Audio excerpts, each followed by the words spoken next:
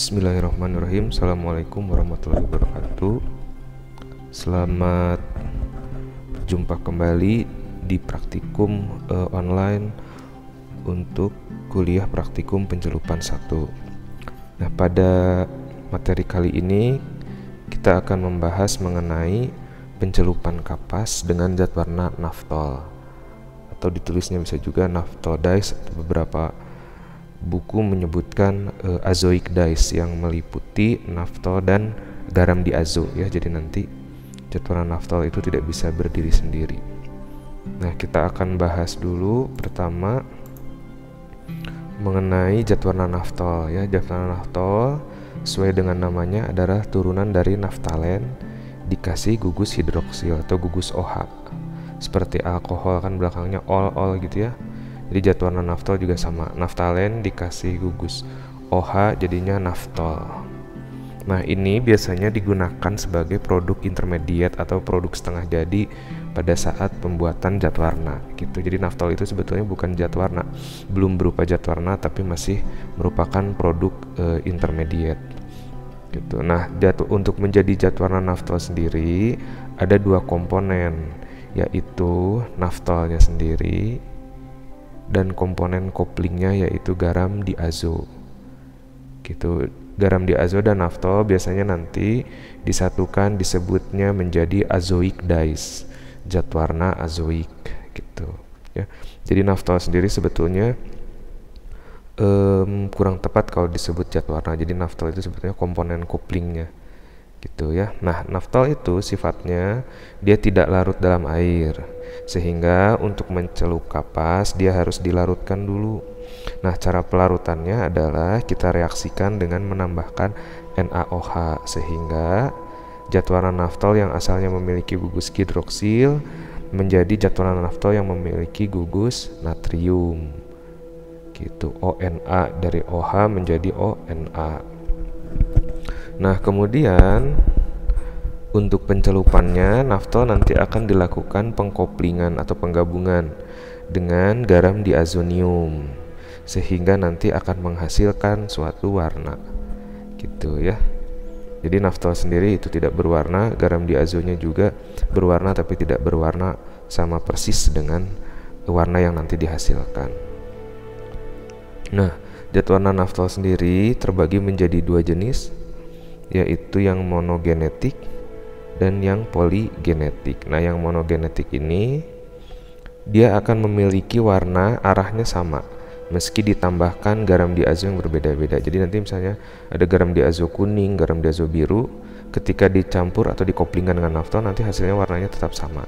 Arah warnanya sama. Jadi misalnya ke arah merah semua, ke arah biru semua. Kalau naftol poligenetik, nah arah warnanya akan berbeda-beda tergantung dari garam diazonya. Nanti kita lihat di tabelnya ya. Nah, ini contoh-contoh struktur dari molekul suatu naftol. Jadi misalnya gini, itu tulisannya naftol AS ya ini. Jadi naftol AS tidak ada kromofornya ya. Bisa kalian lihat naftol AS, ASD, ASOL, ASBS, ASLC, ASRS, ASCA gitu. Jadi ini adalah sebetulnya komponen kuplingnya. Ini yang bikin adalah hus gitu ya. Ini contoh struktur molekul dari naftol yang dimana tidak ada kromofornya, sehingga memang yang disebut zat warna naftol adalah nanti ketika dia sudah berikatan dengan garam diazonya gitu. Nah, kemudian ini adalah contoh struktur garam diazonya. Ini ada yang fast black, basic strukturnya adalah azo ya. Ini juga nanti ketika mengikat, ini juga mengikat garam lagi nanti menjadi azo, ini juga sama ya. Nah, disebut juga garam fast atau fast color salt. Jadi beberapa orang menyebutnya dengan nama fast atau fast color salt karena bentuknya sudah menjadi garam gitu ya. Ini salah satu contohnya. Nah, kemudian yang tadi yang bedanya naftol monogenetik dan poligenetik, kalian bisa lihat misalnya saya punya naftol ASG. Jika dilihat dari pencampuran dengan garam kuning menghasilkan warna kuning, dengan garam merah menghasilkan warna kuning, bahkan dengan garam biru pun menghasilkan warna kuning, dengan garam hitam menghasilkan warna kuning kecoklatan. Jadi bisa disimpulkan naftol ASG ini adalah naftol monogenetik gitu ya. Nah, beda lagi kalau misalnya naftol AS atau naftol ASD. Dilihat arah warnanya dari mulai orange ke merah ke biru sampai ke ungu. Jadi ini arah warnanya berbeda-beda. Gitu ya, itu contohnya. Jadi ada contoh naftol yang monogenetik, ada contoh naftol yang poligenetik ya. Kalian harus tahu sehingga nanti pada saat melakukan pembatikan atau pencelupan ikat, karena naftol biasanya digunakan untuk IKM ya, baik pencelupan ikat, membatik, atau jumputan, pelangi, dan lain-lain. Nah, biasanya si pembuat batik atau pembuat celup ikatnya akan mengkombinasikan menggunakan naftol yang poligenetik atau yang monogenetik untuk menghasilkan warna-warna yang berbeda gitu ya. Nah, jadi misalnya nanti pakai naftol AS, nanti yang satu dicolet garam scarlet warnanya jadi merah, yang satu lagi dicolet garam violet warnanya jadi violet, dicolet garam blue warnanya jadi biru gitu. Jadi bisa pakai satu naftol, kemudian pakai komponen garam yang berbeda-beda. Nah, itu salah satu triknya. Jadi dalam satu kain ada beberapa warna, bisa dicapai dengan hanya satu naftol, misalnya naftol poligenetiknya naftol AS, dan beberapa jenis garam atau fast salt color yang berbeda-beda gitu ya. Oke, ini contohnya hasil pewarnaannya. Jadi ini adalah hasil pewarnaan antara naftolnya, komponen koplingnya, sama garam diazonya gitu. Oke, kemudian kita akan lihat reaksi koplingnya antara naftol dengan garam diazo. Nah, kurang lebih seperti ini. Kita punya garam diazo N berikatan dengan NCl, kemudian kita punya naftolat yang sudah ONA, kemudian direaksikan dalam asam lemah. Ketika bereaksi, N akan mengikat sini ya, yang ini Cl-nya akan lepas, Na-nya akan lepas. Jadi Na di sini dan Cl akan lepas. Na jadi Na plus, Cl jadi Cl min. Na plus dan Cl min berikatan menghasilkan garam. O dan N berikatan. Gitu. Ya, kurang lebih seperti itu.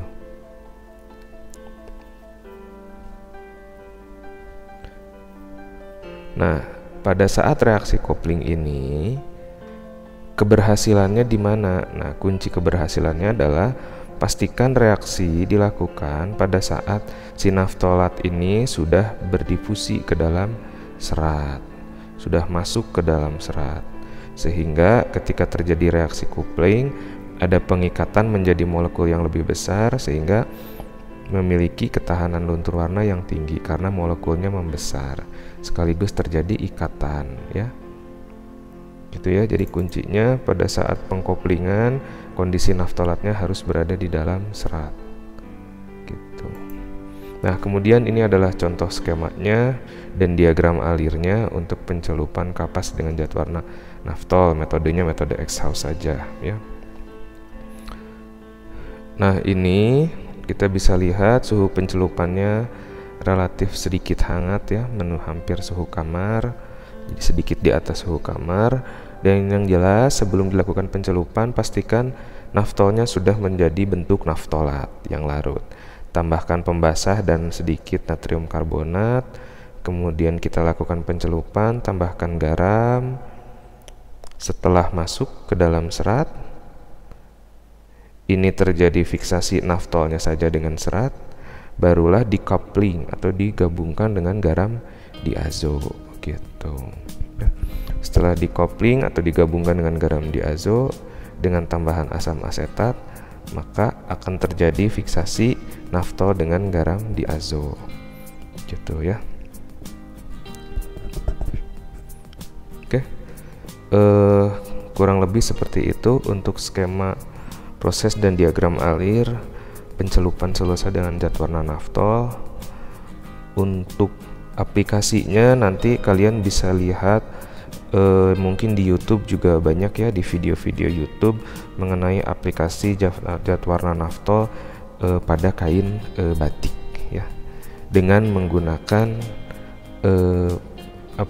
referensi dari gambar ini gitu ya. Jadi nanti para pewarna batik kalian juga mungkin boleh bisa coba, kalau mau silahkan coba di rumah proses pencelupan ikat ataupun misalnya membatik atau misalnya jumputan menggunakan naftol. Nanti hasilnya akan langsung terlihat dan ketahanan luntur warnanya relatif bagus gitu ya. Oke, kalian juga nanti bisa cari sendiri di referensi beberapa keunggulan dan keterbatasan dari zat warna naftol ya. Kenapa lebih banyak dipakai di IKM, dipakai di industri kreatif daripada dipakai di pabrik. Jadi kalian bisa cari keunggulan dan kelemahannya. Oke, saya rasa cukup untuk pengarahan materi zat warna naftol. Terima kasih. Jika ada pertanyaan silahkan bisa ke WhatsApp atau di komentar juga boleh.